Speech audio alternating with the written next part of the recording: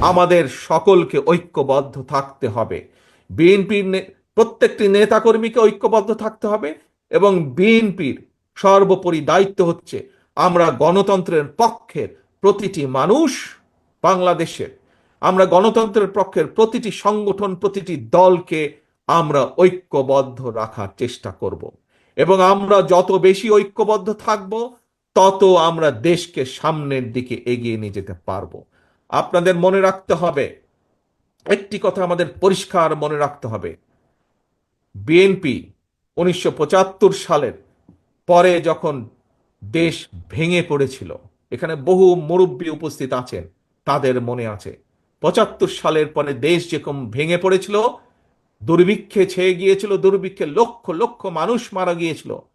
শহীদ রাষ্ট্রপতি জিয়াউর রহমানকে যখন দেশের মানুষ দায়িত্ব দিলেন, আমরা দেখেছি শহীদ রাষ্ট্রপতি জিয়াউর রহমান কিভাবে দেশে খাদ্য উৎপাদন বৃদ্ধি করলেন, কিভাবে এই দেশের কলকারখানা প্রতিষ্ঠিত করলেন। একইভাবে 90-এ স্বৈরাচার যখন দেশকে ধ্বংস করে দিয়েছিল, আমরা দেখেছি পরবর্তীকালে 91 সালে যখন দেশনেত্রী খালেদা জিয়ার নেতৃত্বে দেশের মানুষ বিএনপিকে দায়িত্ব দিয়েছে, সেই সময় কিভাবে দেশনেত্রী খালেদা জিয়া আবার দেশকে পুনর্গঠন করেছিলেন। প্রিয় সহকর্মীবৃন্দ, এখন আপনাদের পাল্লা। দেশের মানুষ তাকিয়ে আছে আপনাদের দিকে। আপনারা কিভাবে দেশকে পুনর্গঠন করবেন, কিভাবে দেশকে সামনে এগিয়ে নিয়ে যাবেন। ষড়যন্ত্রকারীরা কিন্তু বসে নেই। বিভিন্ন দাবি দাওয়ার উছিলায়, বিভিন্নভাবে বিভিন্ন রকম ষড়যন্ত্রের মাধ্যমে তারা তাদের ষড়যন্ত্র অব্যাহত রেখেছে।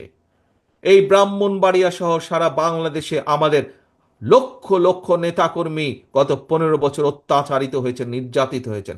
আমাদের শত হাজারো নেতাকর্মী গুম হয়েছে, খুন হয়েছে।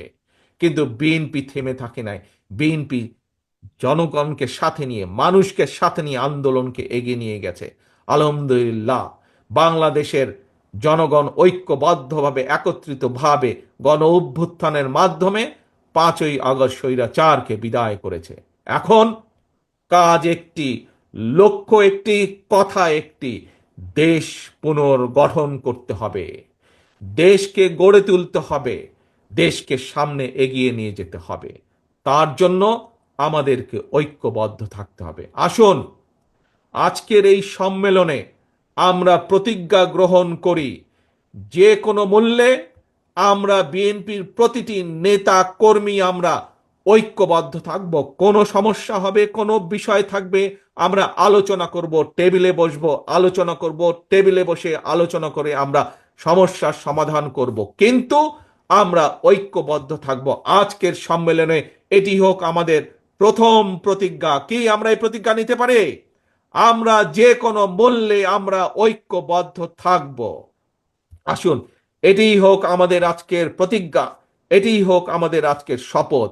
এবং আমাদের দ্বিতীয় শপথ হচ্ছে, যে কোনো মূল্যে ঐক্যবদ্ধভাবে বাংলাদেশের জনগণকে সামনে নিয়ে আমরা দেশকে পুনর্গঠন করব। আবার কি ভাই, দেশকে আমরা পুনর্গঠন করব? কি দেশকে আবার পুনর্গঠন করব? ইনশাল্লাহ, এই হোক আমাদের প্রতিজ্ঞা।